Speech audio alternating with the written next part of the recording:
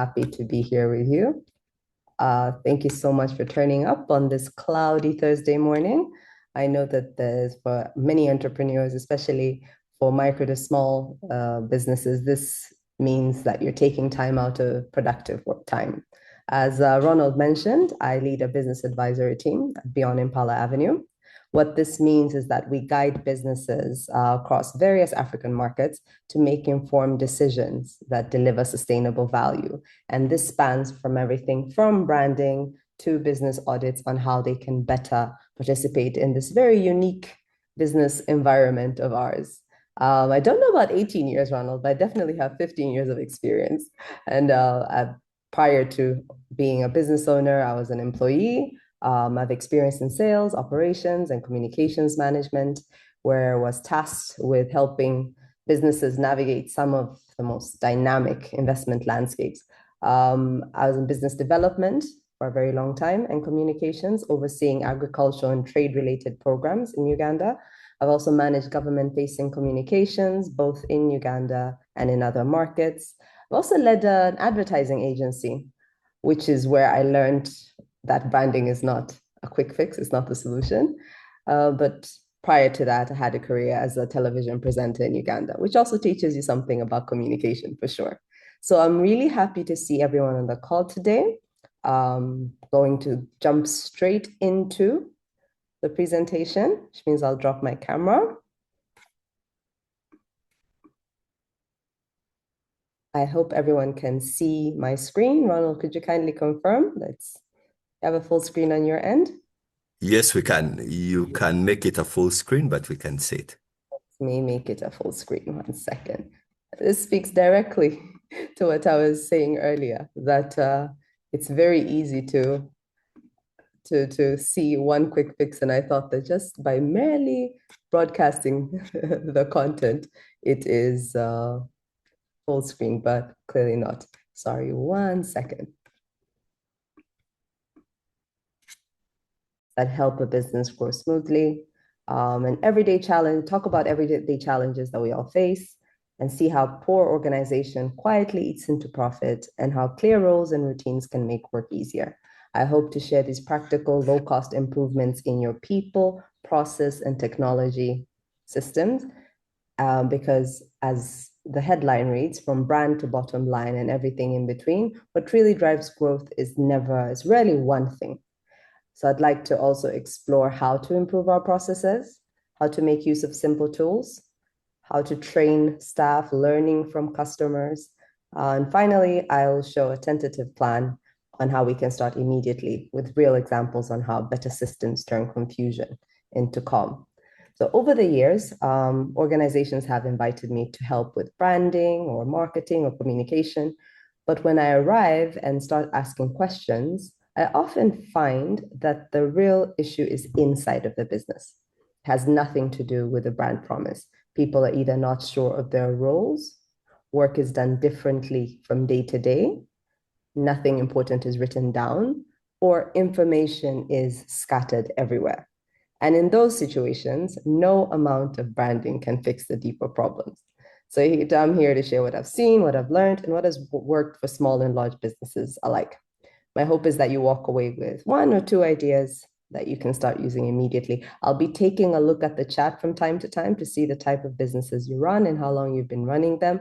So I'd really appreciate it to be able to speak directly to your concerns. You know, a small business and a big company will share different issues, but some lessons, especially about people, about routines, about how information flows, these are useful for everyone. A lot of business ideas tackle customers, competitors, or the wider market, and these are useful, but in my experience, providing brand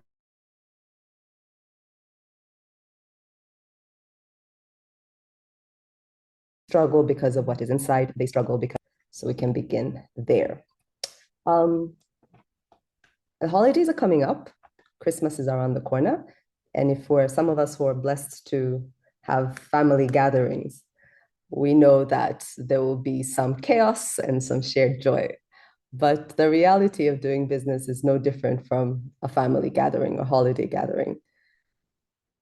Family is a system, especially during the holidays.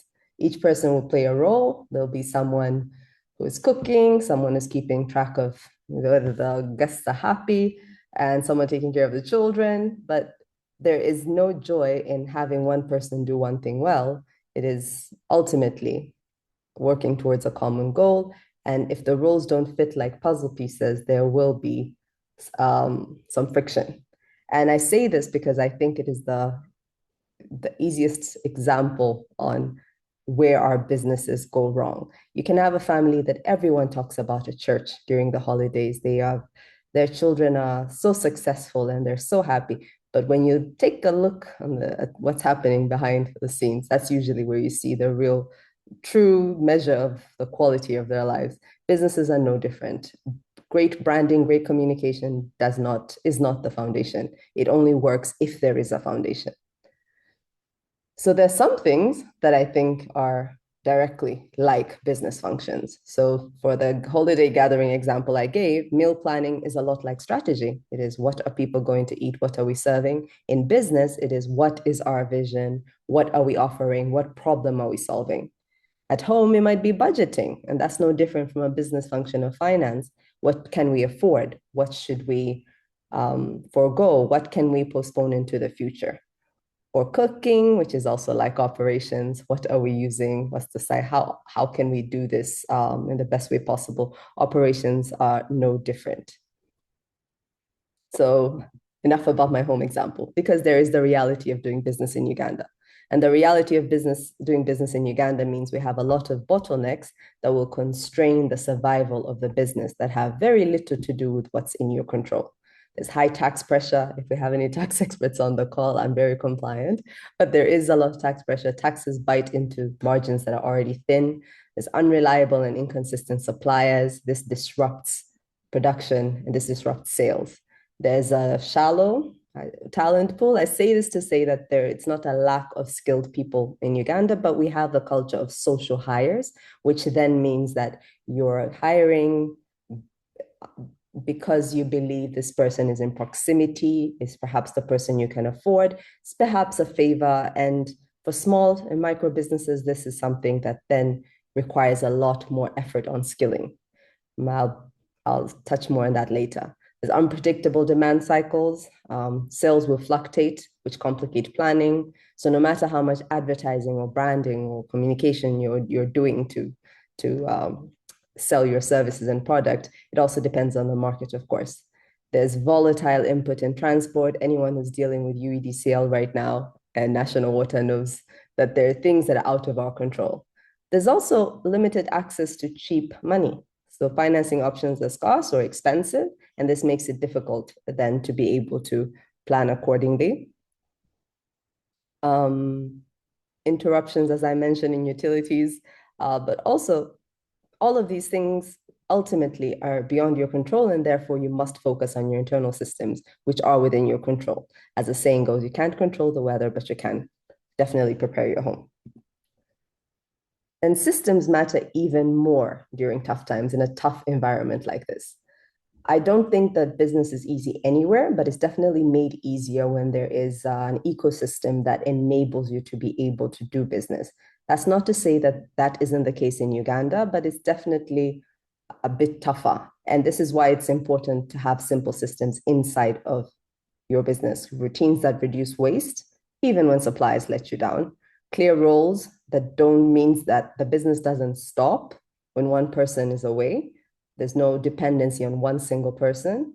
By documenting roles and cross-training, you preserve that continuity. Increased transparency for lenders and investors requires consistent records. I know a lot of microfinances, I see some on the call, that can't lend money because after the initial interview with a business, there's no paperwork to back up what they're saying they do or how they perform.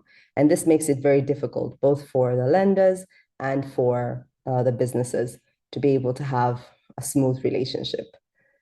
Good organizing will help you catch mistakes early before they become losses. So like I said earlier, you control the systems, even when you can't control your environment.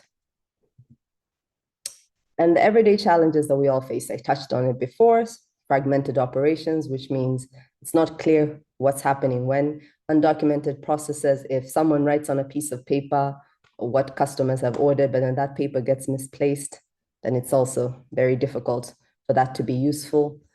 Overly relying on the owner to be around, that's a bottleneck for sure.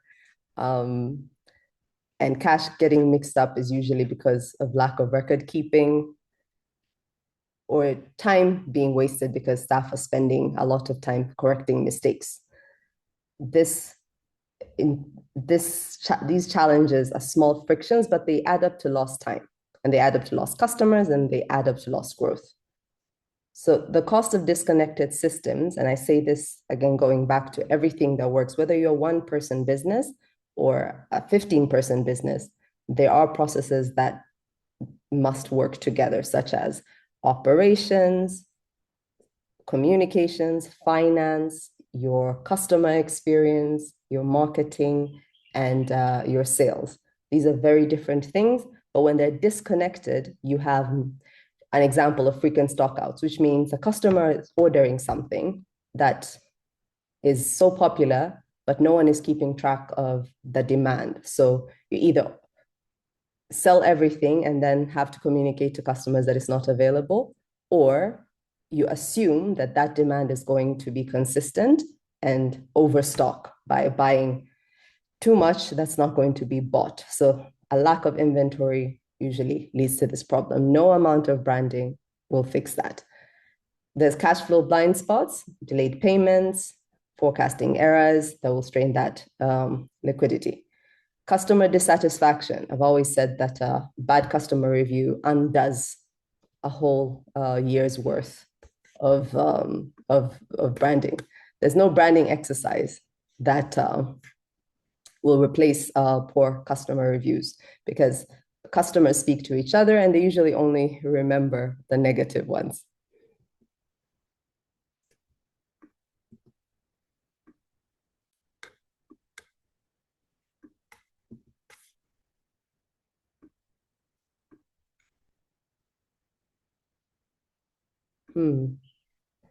So about systems integration, what we're aligning here is processes, people, and technology. So everything that I've said so far has just been one big complaint song about what goes wrong in a business. But what goes right is dependent on the integration of the following. That is process, repeatable workflows, and decision points. That is to say, you run a salon. How do you open in the morning? Who's responsible for that? Who's responsible for, and what happens when a customer goes in? What's that process? What happens when stock is being bought? What's that process? Writing these down, documenting these, and making them repeatable saves you so much time. For people, clarifying their roles and responsibilities sounds like something that requires a big team, but that is definitely not the case. Even if you're a one-person business, being clear about what it is that is within your control is key.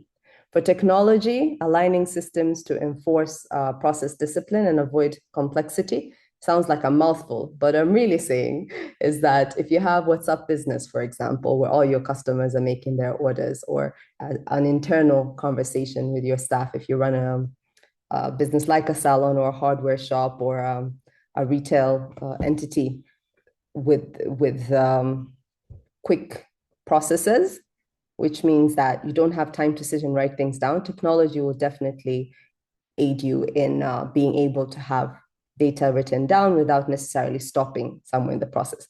This leads to predictable outcome. The intersection of people, process, and technology delivers consistent results. If you standardize routine to cut errors and speed the handover from one process to another, almost always see success. The customer sale, for example, which should feed directly into the stock update. Something has been sold. What does that mean for the remaining amount of items, whatever these items are?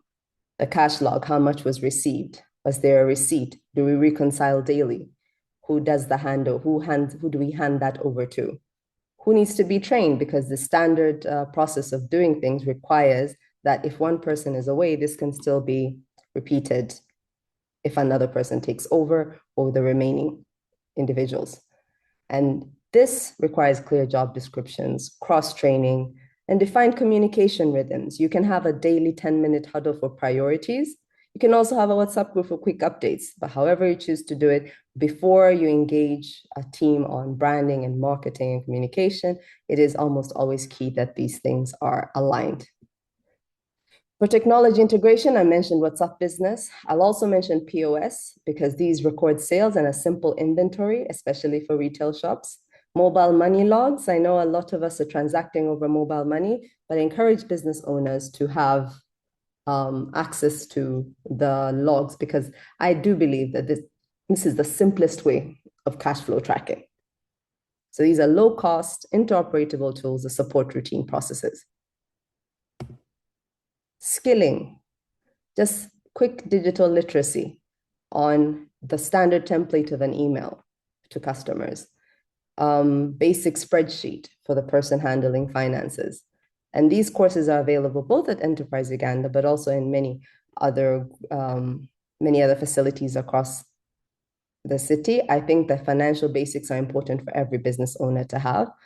Operations management, which is mapping one core process, identifying one bottleneck, testing, and skilling the person who is going to be responsible ultimately for the outcome. Customer service discipline is a big headache in a lot of businesses in Uganda. And I find that not only in Uganda, but worldwide, a startup or a small business is going to focus on the end goal, which is your sales, which is what you're selling. But it will be much harder to start out doing things right. And I really do encourage a lot of customers to focus on skilling because many business problems are simply skill problems. Teaching the basics does wonders. Research is something that we overlook or see as expensive, but this will always improve your inventory and your pricing. Prior to deciding what you want to sell or what you want to communicate as your service offering, having customer conversations, just 5 questions about what they need, why they buy, what they typically will spend. And this doesn't have to be the first conversation with a customer, of course, but recording one clear insight per interview because you spoke to a customer and they told you about what their needs will be might inform your next decision for your business. Or simple market observation, observing what your competition is doing, observing what other businesses in the area are doing. I had told one retailer who sells clothes in uptown Kampala in the city center to visit Chikovo, visit one day, look at the shops because that's where the business is, and to do spot checks on what they're charging because you might pay a lot of money in rent and your items are not moving because they're identical items at half the price, just about 10 minutes down the road. Noting peak hours. Again, the same example of retail. Some items are purchased by people who are on their way home. And it doesn't mean that if you wake up in the morning and you open your business and you're servicing your clients and things are not moving, that there isn't something in your process that needs to be reviewed. Competitor tracking, I mentioned that. I did also mention that refining your order frequency will be a result of research. Something that is rarely used and I find to be very useful when deciding on the next decisions for your processes, reverse mentoring. I find that not only do younger staff help older and more experienced staff with digital tools, there are also people that are overlooked, such as your delivery guy. The border guy who's taking your product to customers knows more about their complaints than the shopkeeper does. And I think that if you set aside time to note and speak to people throughout the process, there is a lot of information that can be valuable. Tech uptake, as you can see, I am definitely not one who has adopted digital tools well enough because I'm struggling with the slides to be full screen. But I do think that adoption of digital tools saves you time. I think that by teaching everyone around in the business, whether it's a 1 person, 5 person, 10 person, people who are going to interact with technology should have time set aside to be able to enable a better customer journey. The reverse mentoring works in a way that either it's younger people talking to older people or less experienced people talking to more experienced people. But setting aside time for this in a business always does wonders and leads to mutual learning. Documentation and record keeping, something that's often overlooked, but I cannot stress enough how this is the blueprint for what will be useful for the decisions of your business. And this goes across from your sales logs to your customer interaction logs, which is the notes on orders and complaints and follow-ups, to daily cash flows and outflows with balances. This tells you, if you write it down, if it's not written, it's very easy for one person to walk away with it. So my recommendation, because I was told that the businesses on here, and I can see in the chat as well, will always ask the how.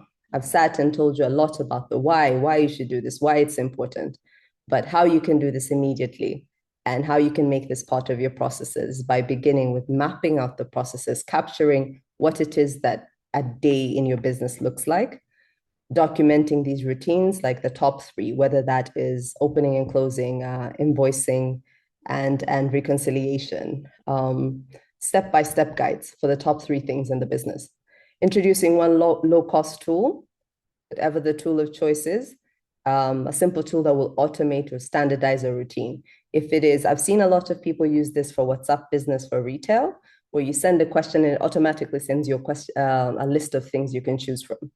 This can be useful, but it can also work against you, because if I send a message with my order and the reply is a list of all of the things that are available in your shop, I do know that that's not personalized, and therefore it's a very difficult place for our relationship to start in the transaction. Setting reviews and rhythms, establishing daily and weekly reviews. How did things go? This depends, of course, on your time availability. Setting up reverse mentoring, junior and senior staff, which means older and younger, or experienced and less experienced. And then, of course, record keeping. And I think if you map this out and repeat it, by the time you're looking for branding services, you really have done most of the work. What I hope that you take away from this, the before and after of the talk regarding business systems integration, is that they're concrete changes. If the problem you're facing is empty shelves because your ordering is being recorded manually, I do hope that you have predictable operations and you've taken away why the need for data will make this problem manageable. Cash leakages, if cash is being tracked on papers that are misplaced and put everywhere, I think with clear responsibilities, I hope that your business is able to have a role-based workflow and task lists. If the owner is overwhelmed, which really can be the case, because in small businesses, we're often operations, accounting, suppliers. There are very few solutions for this.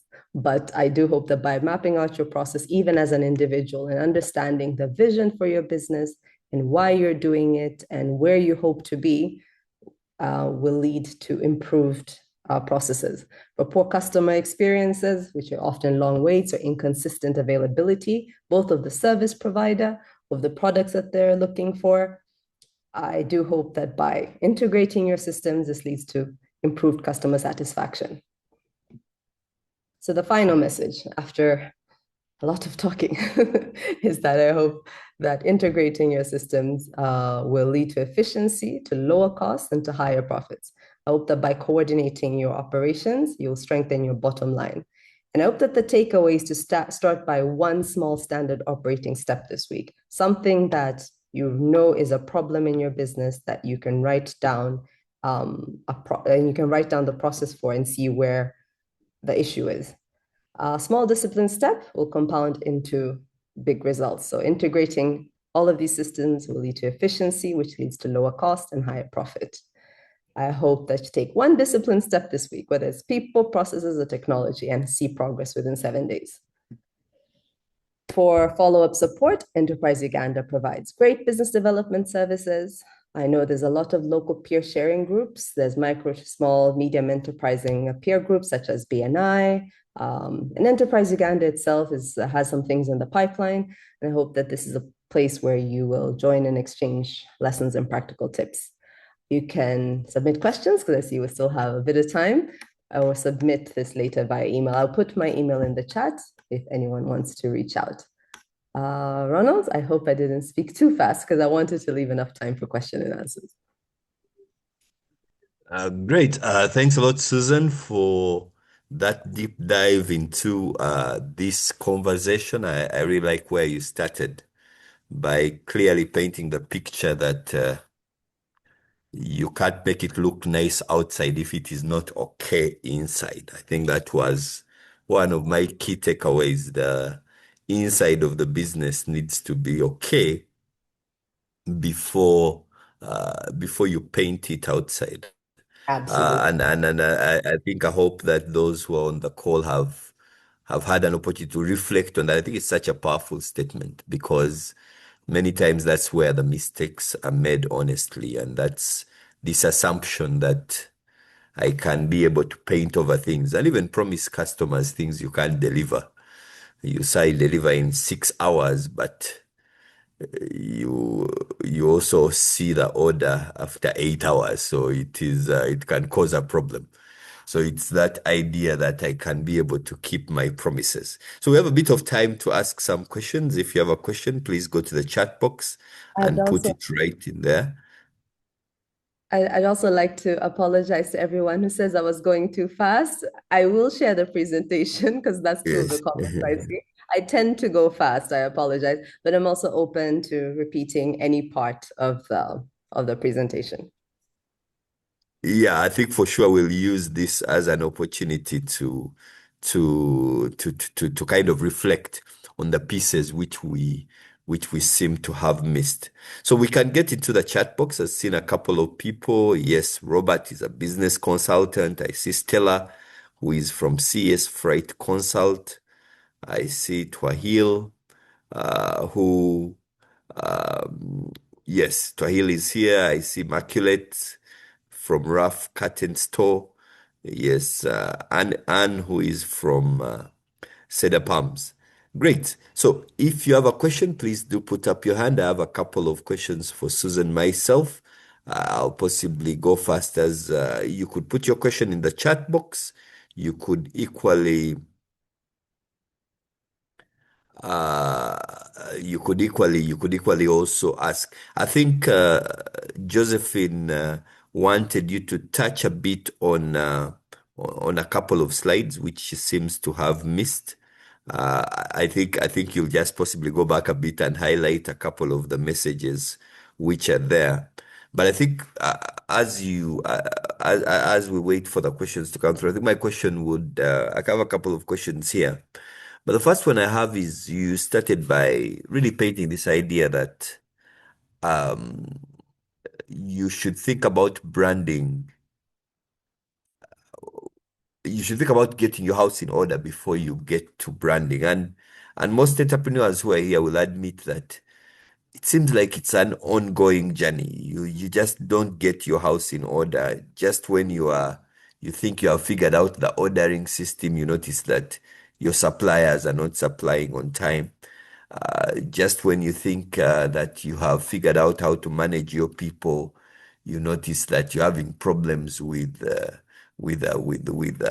possibly someone you have subcontracted. There are kind of many moving pieces. So how should an entrepreneur think about branding in this context? Should I be afraid to get the word out there on what I do? Sometimes things like getting onto social media become a very big conversation. Should I tell people that I'm open and I'm ready for business? What should the thought process be? How do you figure this out? So that I can be able to say that as I move this journey of getting my house in order, I'm also kind of pushing my branding agenda. So I wanted you to touch on that. Then the second thing which I wanted you to touch on is many of businesses even look at branding as something which could end up being a waste of money. You say, I have many problems to deal with inside. What cost-effective ways can I use to be able to approach this question of getting my brand out there, and how do I know it's turning into I can be able to make money out of it. So is it something I should consider as a way to boost my bottom line? Many people, when you tell them, you know what, you improve your brand a bit, they will tell you, no, no, the customers know me and they will find me. Those, that's the second question I wanted you to touch on. And I think as you do, um,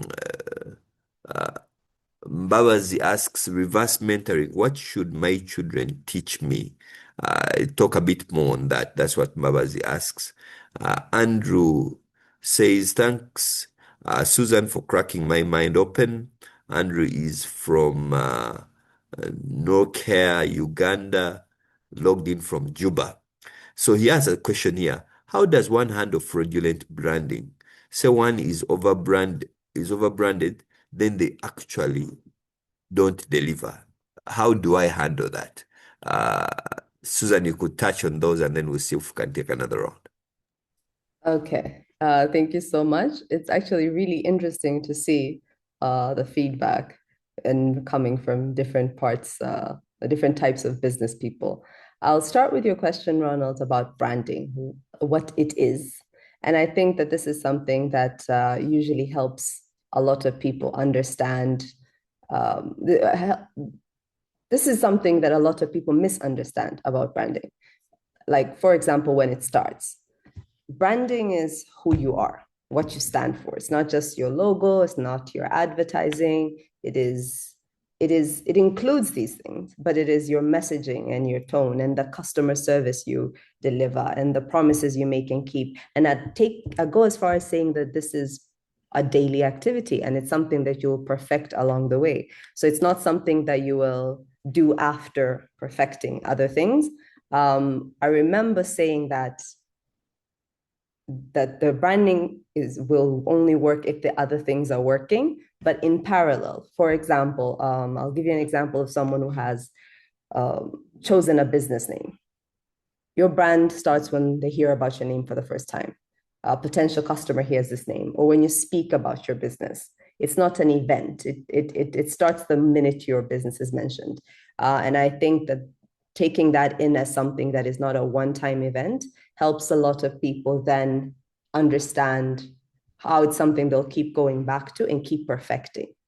So I hope that answers the first question about someone not having time and when will it start.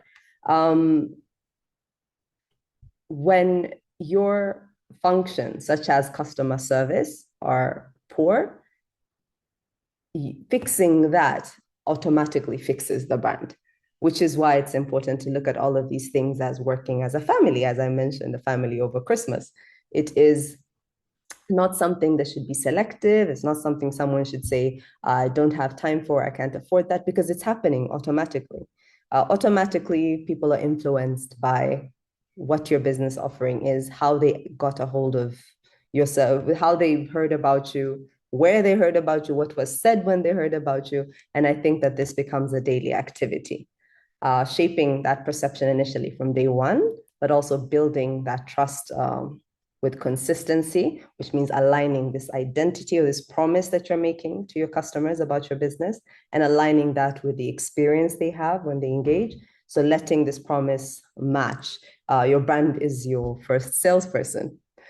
The other question was about when to spend money, Ronald? Sorry, I think that I got the first question and the second question might have Yeah, I missed. think I think I think I think I think you have a question from Babazi who wanted to know about reverse mentoring. What should my children teach me?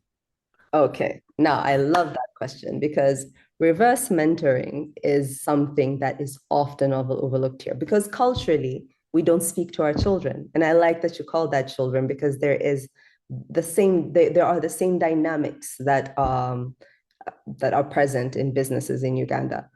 But even in your household, even with if you're in conversation with your children, there are things they've seen that you haven't, simply because they're 24 hours in a day, and there are things that will be your primary focus and what's important.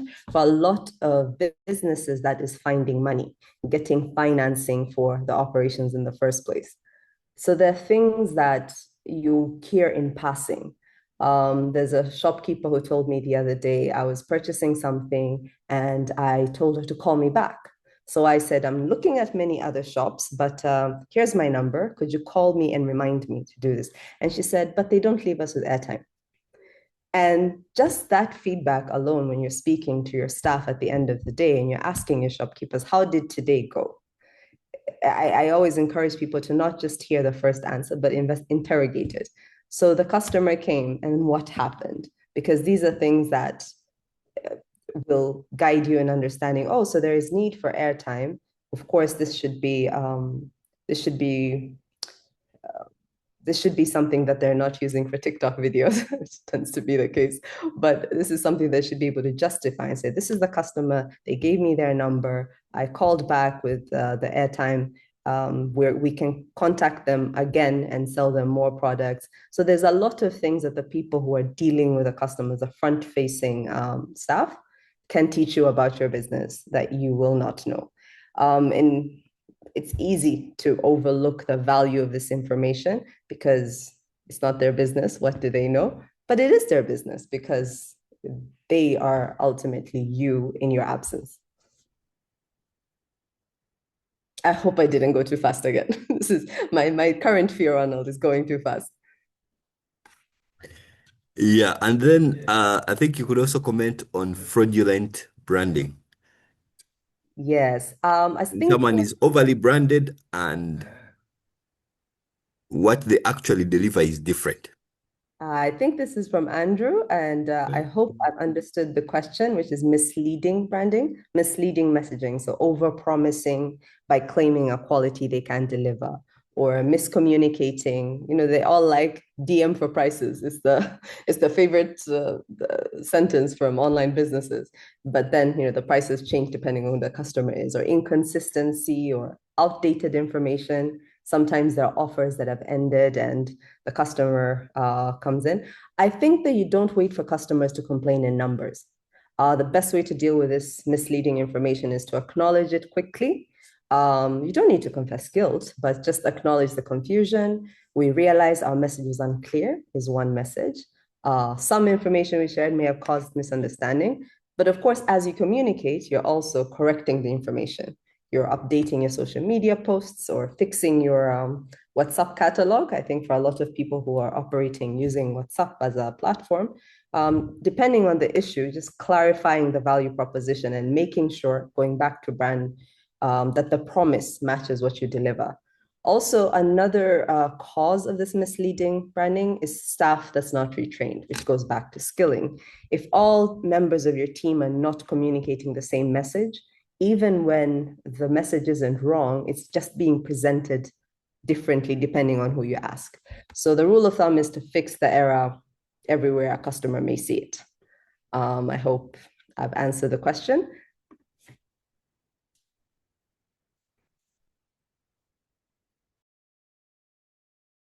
It's I see, let me see if I have a couple of hands in the chat box.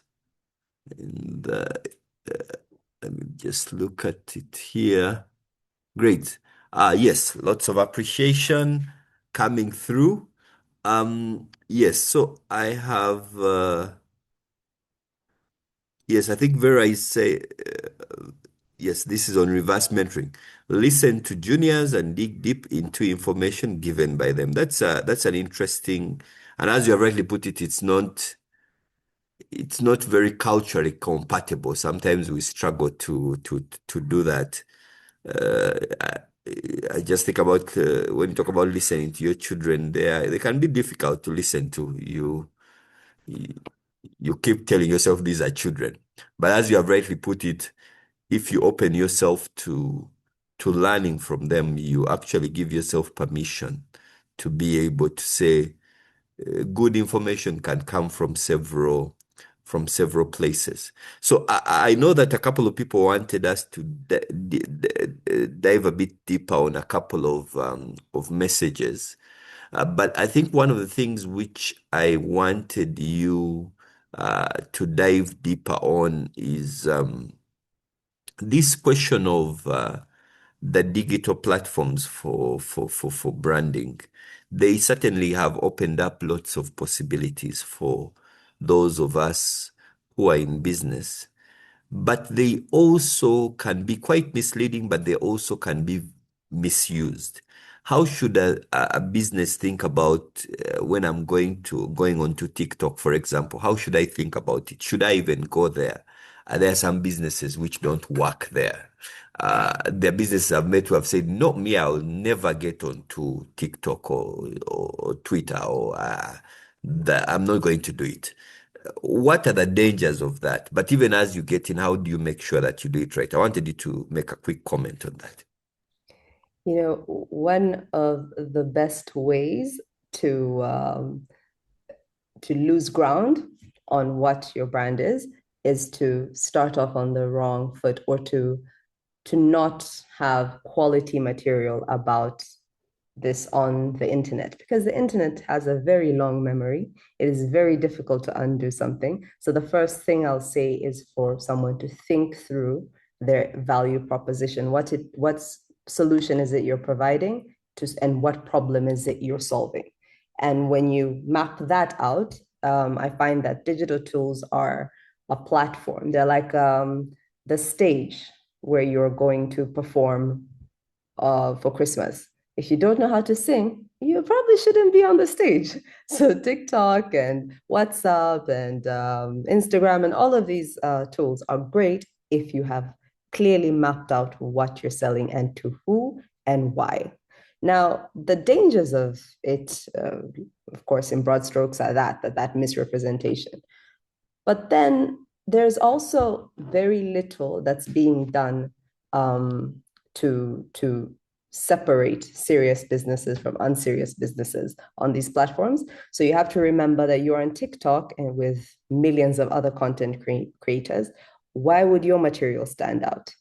What is it that is special about it that's going to be attention grabbing? And now that's a marketing function. It's a little different from branding. So brand being the promise, identifying what it is that you're putting in the market. Then the marketing is now where we are with the digital tools about amplifying. Now, the marketing function for a business, especially small, micro to small ones, it should lead to revenue. The bottom line is the finishing line for the purpose anyone is in business. For awareness sake, I find that those platforms do very little to influence revenue or to influence sales for businesses. So the question is also, again, when you put it on these platforms, will it lead to sales? And if that answer is hazy and not a direct yes, I would discourage you from doing so, because awareness, it's like being a very, it is, your products and your services will be very popular, but if on the back end you can't satisfy the need of customers that you're reaching out to, or you can't stand out in the market, then your efforts are lost. So for technology adoption, I'll start there. The technology adoption that I spoke about in this presentation was less about marketing and more about automation. And what I mean with automation is that tool that removes a daily bottleneck. So if your sales were being recorded manually in an exercise book, a POS system to track your sales will give you more insight on what's happening in your business when you're away. Or if you're the person present, it will give you more information about what has happened in the speed of things retrospectively, how the sales look like, at what times, what are the amounts, what's the most popular product, and so on. Also, another thing that I mentioned was sales tracking, and I see a question in the chat about some of the structured tools to receive customer feedback. This ties into technology as well. If your feedback is being recorded on the phone, and there's a requirement for the person who receives your phone calls to write down, whether that's in an Excel sheet or on a WhatsApp group, about what every single customer has said. There's never information that's not going to be useful for you. And to have it in a place that is transferable to someone else in case that person who took down the complaint isn't the one to solve it. I think the tools, the very simple tools that can be used to record customer feedback. To receive it, the traditional methods are the same. It's over the phone or in your inbox if you're online, and having a customer service platform for this is key. But how you record it is something that's even more important, because simply receiving it doesn't necessarily solve it. So I don't know if I've answered your question, Ronald, but I've said many things. Yeah, no, I totally hear you. I think it's one of the things which is absolutely necessary, but very easy to get wrong. And I think I've seen a couple of people who are online and they haven't gotten it right. And and as you have rightly put it, the fact that the internet has a very long memory, many of us tend to forget that. We hope that it will forget. I think I saw a post today morning that to enter a certain country, they will look at your social history, the social media history for 5 years. It's crazy. So you just need to make sure that you're consistent with your message and you understand you're putting something out there in the world, and you won't be you won't be forgiven for it. And this is even true for young people. You may say, you know what, I was still a teenager when I did this, but the internet will not be kind to you. So, Exactly. Same businesses. mm, Same mm, principle there. yeah, sometimes and sometimes I think, and possibly you could comment on that, how does the internet have the capacity to separate you from your business? I mean, you are here. Can Susan have a completely different life from the business she leads? Is that something which is possible? Or in a way, the two are blended? What are your thoughts on that? Especially in a market like ours in Uganda, trust is very important. So people buy from people they trust. And I think that while you can try and separate your personal brand from your business brand, these two often, especially if you're an active participant in your business, they're almost always the same thing. I will buy from Ronald because I like Ronald. He has great products, but I also really like what he stands for, and I feel the need to support him. So I'd say that it's very important to be very responsible when you know that you're going to be an active participant in your business, or that people will know you for your business, because people buy from people they trust and know. Nice, nice, nice. Lovely. We have a question here from Stella. Stella says, what are some of the structured tools or methods to receive customer feedback? And I think someone joined late and they have just requested for a 5 minute summary of the talk. I think that's Naveta who joined a bit late. We have got your comment. Susan, why don't you address those? Yeah. Problem for Stella, as I think I'd answered it earlier about the methods to receive it. There's some traditional methods such as phone calls, email is a recent one, WhatsApp messages, having that platform where you encourage people to share feedback, and all your social media platforms, if you're active on social media, is a great way to receive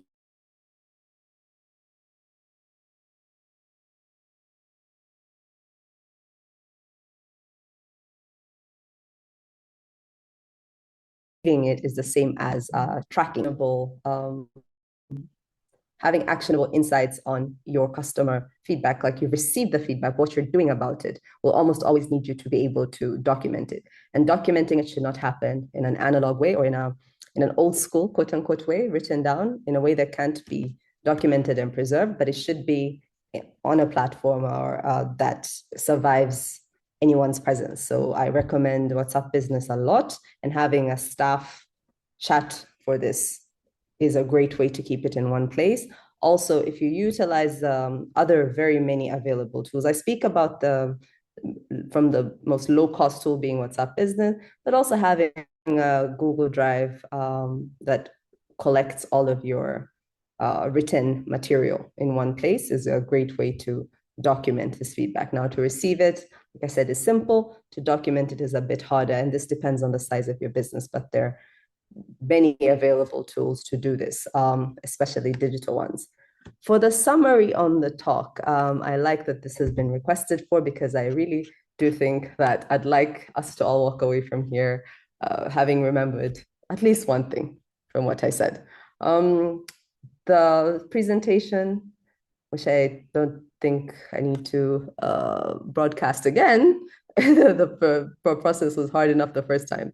But the presentation was about brand to bottom line, meaning from the day you open your business to the day you make your first sale, and continuously so. All of these things that need to work together for you to have a sustainable business. The key message from the presentation was that strong brands will attract customers and strong systems will keep them. The environment may be unpredictable, but your internal systems can create stability, efficiency, and profitability.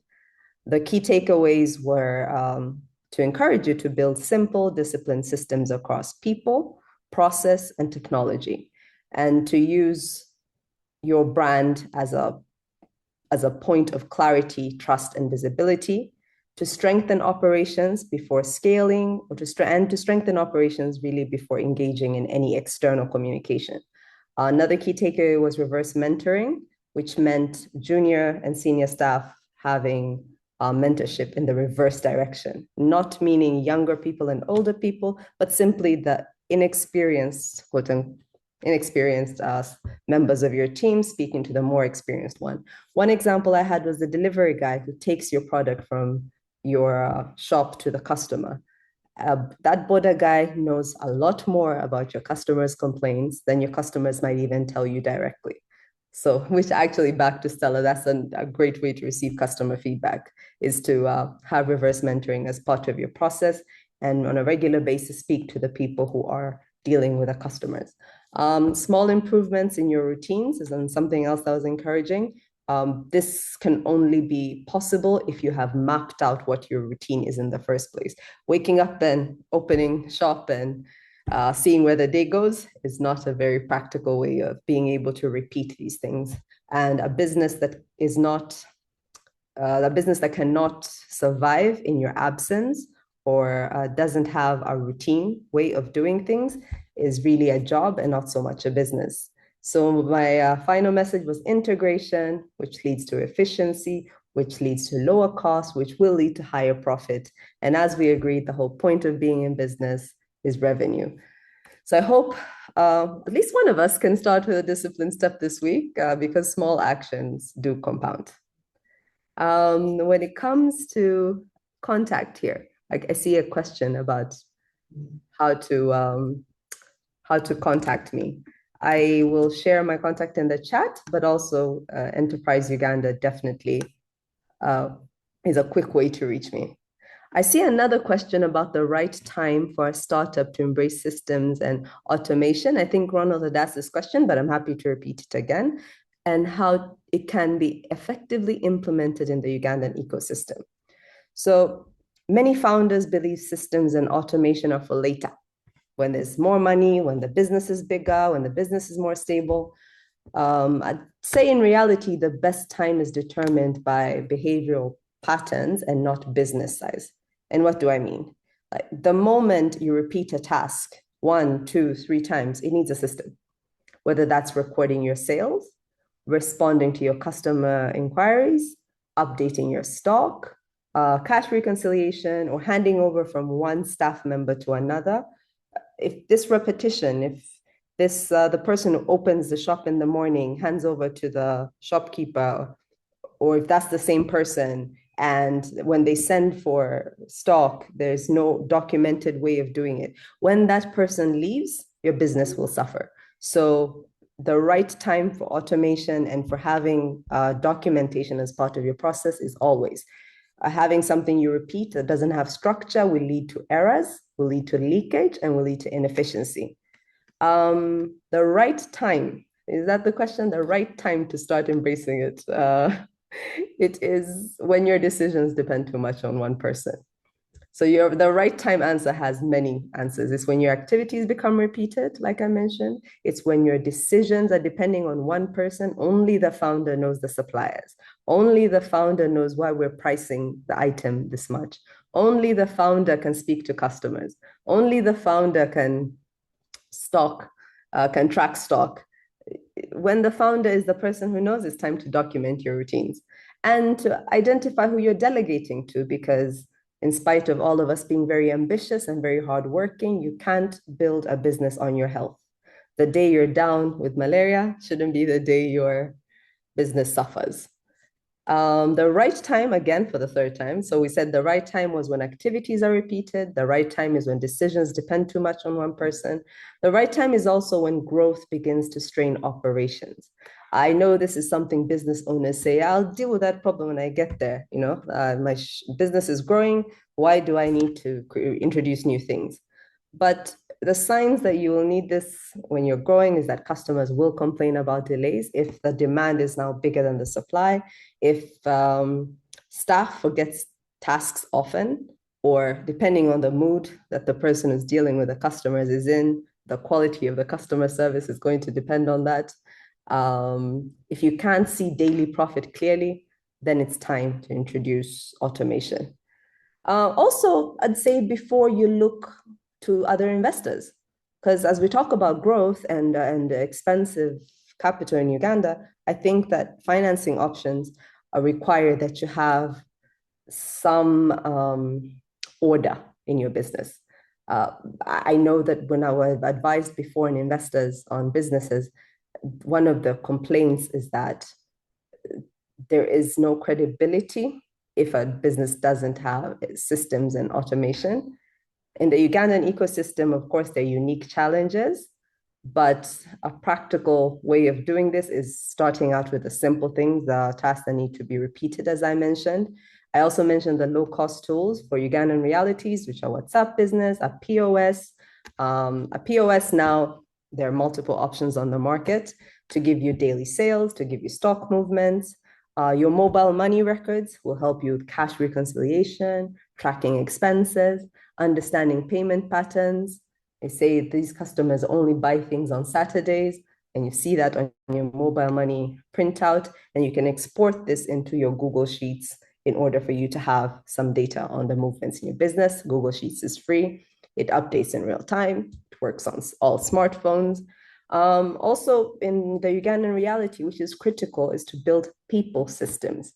A lot of businesses don't have internal routines. Have a 10-minute huddle. Getting on a phone call with the people that you're working with is very important. Just a simple exchange of information, I think, does all the difference.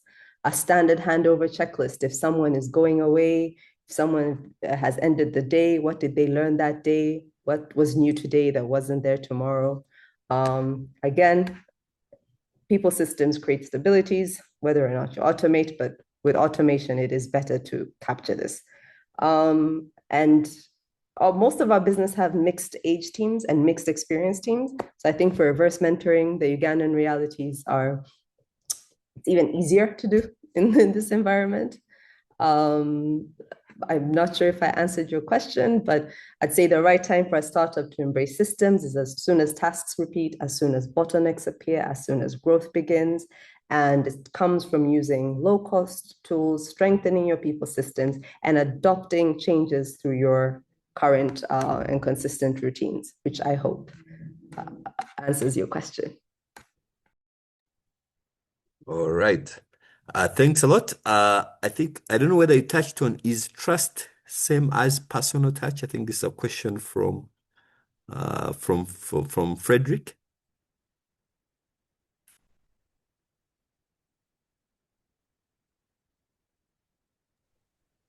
Sorry, I might have misunderstood the question about what trust is, what I mean with trust. Yes.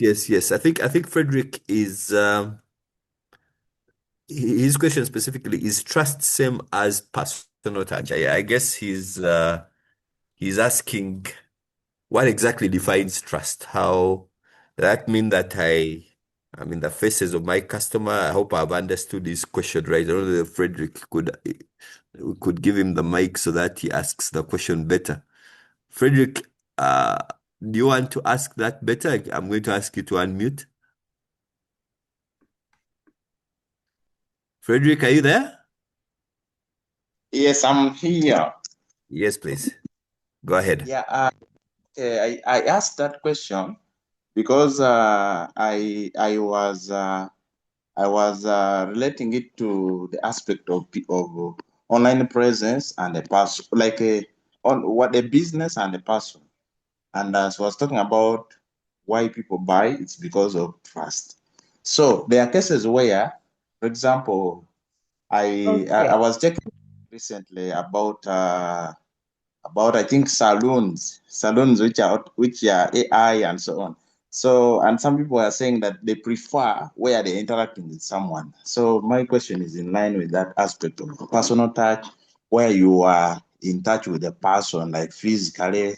So that's what I was relating to.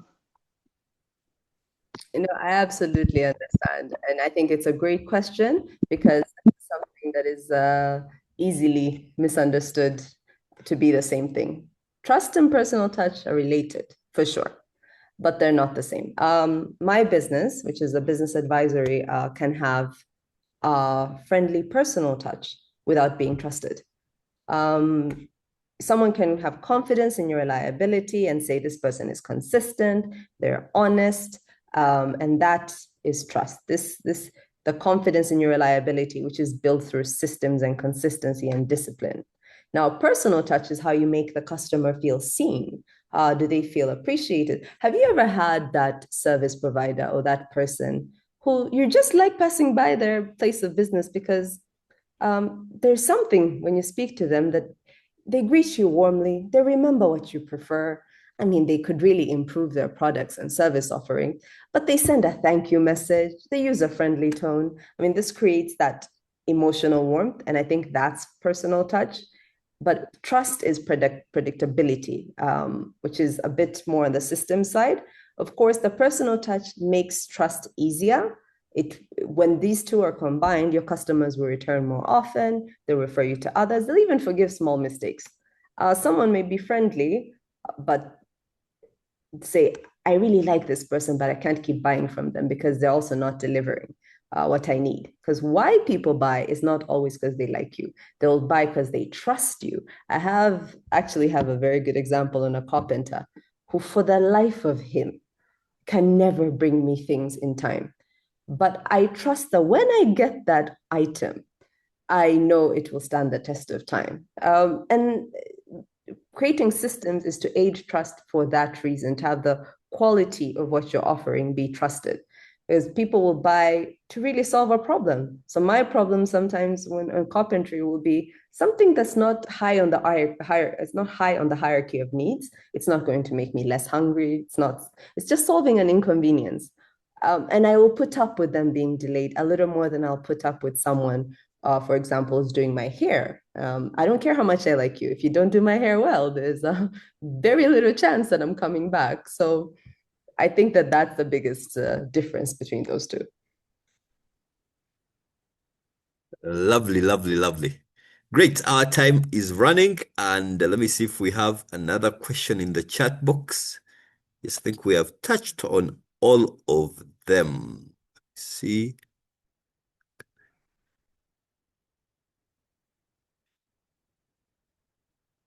Yes, I think Robert, Susan has shared her contacts in the chat box, and we'll also share the presentation. Please do reach out to her if you want to push this conversation further. Just reach out. Susan, I think some people may have missed the first time you shared, so please don't hesitate to share again your contacts. That it's the latest chat in our chat box. Great. A big thank you, Susan, for sharing your heart with us today. And I'm going to request that you really just share with us your final remarks as we bring our session today to a close. Thank you, Ronald. I am definitely here typing the right WhatsApp number and the email in the chat group. So I really do hope that you reach out because I'm very passionate about businesses and aiding businesses to grow. One of the things that I think more than any other purpose of my professional career is that. As we conclude, I want to leave you with one clear message. And if you remember nothing else I said, please remember that growth is not an accident. It is a result of disciplined systems, consistency, and the trust you build every day. A little different from personal touch, but personal touch also goes a long way. In our challenging business environment, many external pressures are beyond our control, but what we can control is how we organize our people, how we structure our processes, and how we use technology to create reliability and reduce waste. Branding creates the promise, systems deliver the promise, trust protects the promise. And as you leave today, I encourage you to take one disciplined action this week. Thank you for your time, your attention, and your commitment to building stronger and more resilient businesses. I look forward to hearing from you guys. Great. Thanks a lot, Susan, for a really deep conversation on this subject. I go back to the first statement you made. Don't paint it outside until you're sure it's okay inside. And really, we appreciate that. And I think you told us that we need to look at the broader and the bigger perspective as we walk. But you also made it clear that it's a journey and it won't be done in one day. And we need to make sure that we keep our minds clear that we are on a constant journey. Susan has graciously shared her contact, her email, and her WhatsApp number. Do reach out to her. Do say hi. Do give her a high five and say, you know what, I listened to this. I want to know a bit more about how to do this. Remember what the Business Recovery Series is about is how can we be able to learn together? You talked about reverse mentorship. You talked about peer mentorship. We are really learning from one another. So do get Susan into your network. Follow her. Susan, give us your Twitter account and your LinkedIn account. Do follow her on LinkedIn. Do follow her on Twitter so that you can be able to kind of tap into what she has to share, but also she has the benefit of connecting with you in a special way. A big thank you to everyone who has joined at Enterprise Uganda. We thank you for constantly and consistently participating in the Business Recovery Series, and we are very, very excited about what will keep happening. Next week we'll be back, possibly the final session for the year, and then we will be able to get into the holidays. This is big business time for some of your businesses. We wish that you harvest in plenty during this season, but give a handout to someone, help someone out, share with them what you have learned. Make sure that we are growing together. Thank you so much. Have a blessed time, and we hope that we'll see you again next week. See you Thursday next week. Susan, thank you so much. Stay blessed.